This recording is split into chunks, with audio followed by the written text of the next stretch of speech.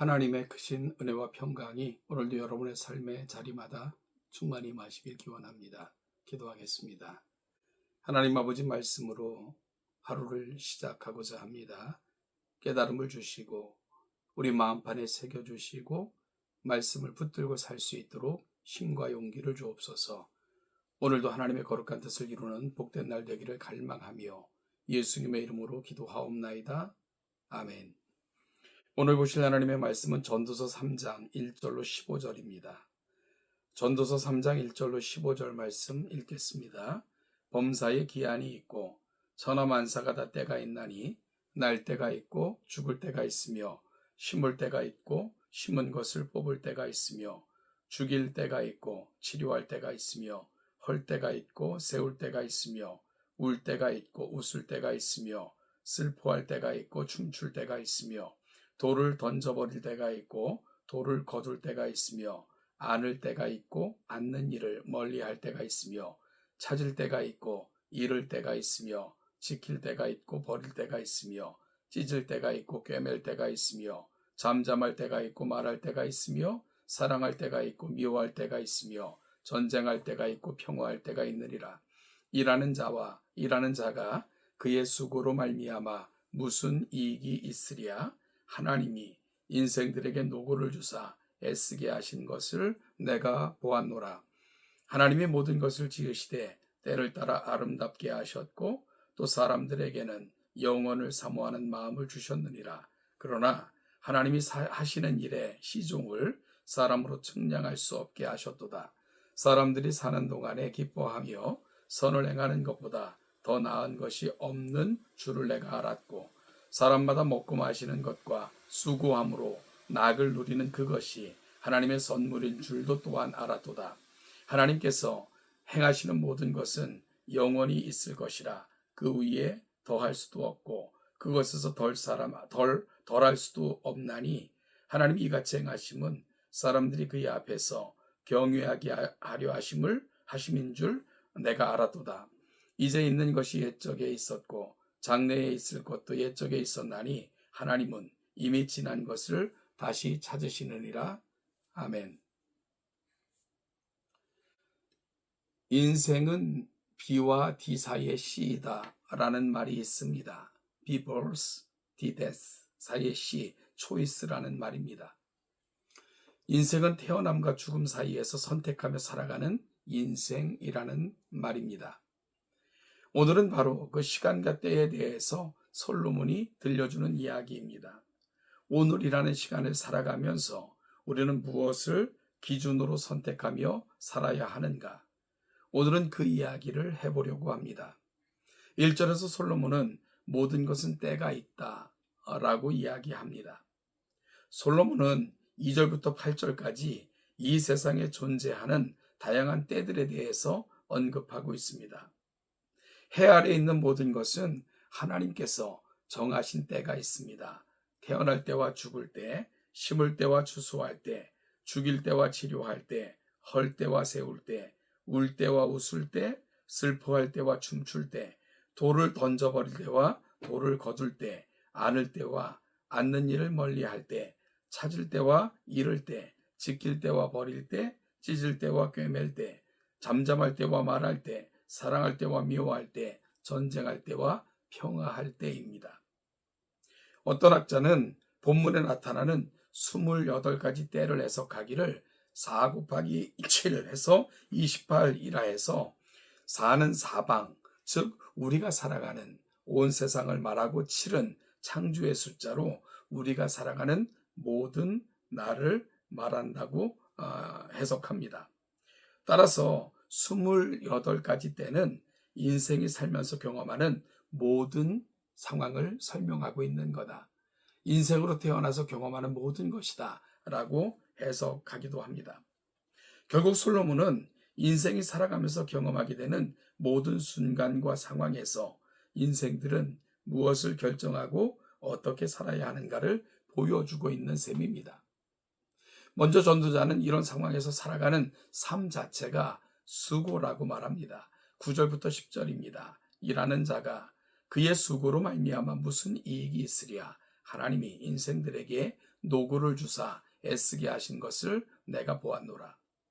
결국 사는 것이 수고이고 애씀이면 이런 삶이 무슨 의미가 있느냐고 반문하고 있는 것입니다. 솔로몬은 인간이 일하는 수고로 얻는 유익을 지속적으로 장담할 수 없다 결론을 내립니다. 예를 들면 농부를 보십시오. 농부가 봄에 씨를 뿌릴 때 미리 가을에 추수할 수확량을 정확하게 계산할 수 없습니다. 비가 얼마나 정확한 때 적당할 때 내릴지, 벌레들에 의해 농작물의 피해는 없을지, 올해는 온도가 평균 기온보다 이 농작물을 재배하는 데 적당할지 아닐지 농부가 컨트롤할 수 있는 것이 아니고요. 우리는 정확하게 예측할 수 없습니다. 그러면서 이러한 인생들을 살면서 그래서 사람들은 마치 염세주의 인생 태도와 같은 말들을 계속하게 됩니다. 11절입니다.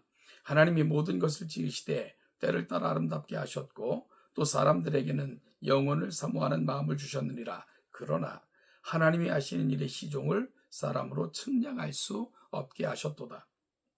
여러분, 하나님이 하시는 일의 시종을 사람으로 측량할 수 없게 하셨도다.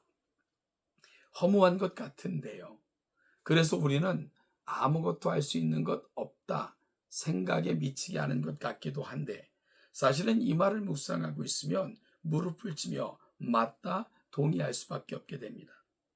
만약에 모든 일의 시종을 인생들이 안다면 그게 과연 인생들의 복일까요? 하는 생각입니다. 내가 태어나고 죽는 것, 그리고 모든 일의 과정을 다 안다면 우리 인생들이 과연 행복할까요? 그것이 복일까요? 이건 전혀 다른 문제가 됩니다. 모든 것은 인간의 욕심과 욕망의 수단이 될 것이고요. 이는 결국 세상의 모든 것들이 제자리에서 온전한 순리를 조차 이루어질 수 없는 것은 너무나도 분명하고 자명합니다. 그래서 이 모든 것을 하나님께서 지으시되 인생들에게는 시종을 헤아릴 수 없게 만든 것, 거기에는 분명한 뜻과 이유가 있다고 말하면서 두 가지 이유를 설명합니다. 첫째는 사람에게 영혼을 사모하는 마음을 주시기 위함입니다. 모든 것은 시작이 있고 끝이 있고 모든 것은 수고하면 이 모든 수고로 끝내고, 여러분, 영원한 그 쉼 속에서 영원한 안식 가운데 거하는 꿈, 바로 이 꿈을 하나님께서 꾸게 하셨다는 것입니다.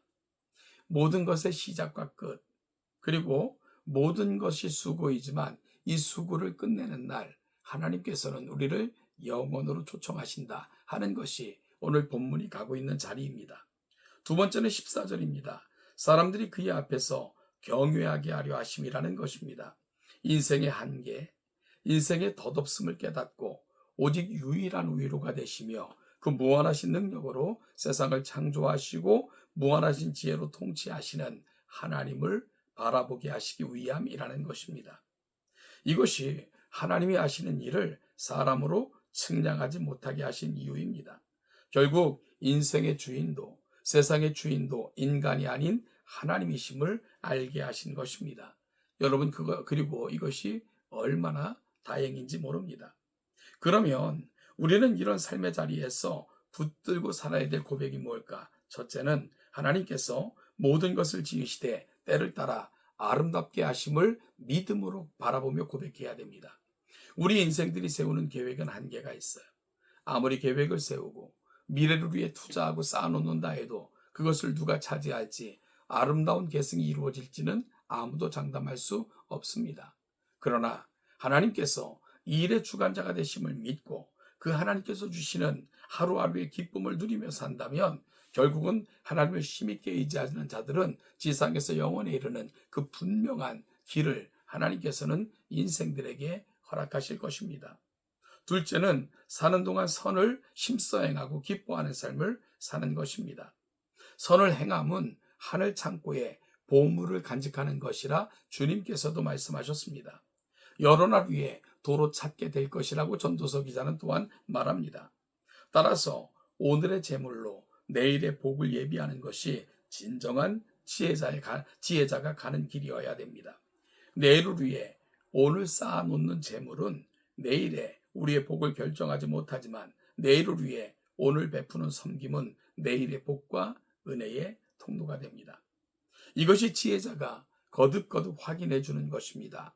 결국 인생은 B와 D 사이의 시인지는 모르지만 D 뒤에는 이, 즉 영생이 있음을 믿으며 오늘 이 말씀을 깊이 간직하는 가운데 하나님의 아름다운 성취를 기대하며 하나님과 동행하는 하루가 되시기를 간절히 소망합니다.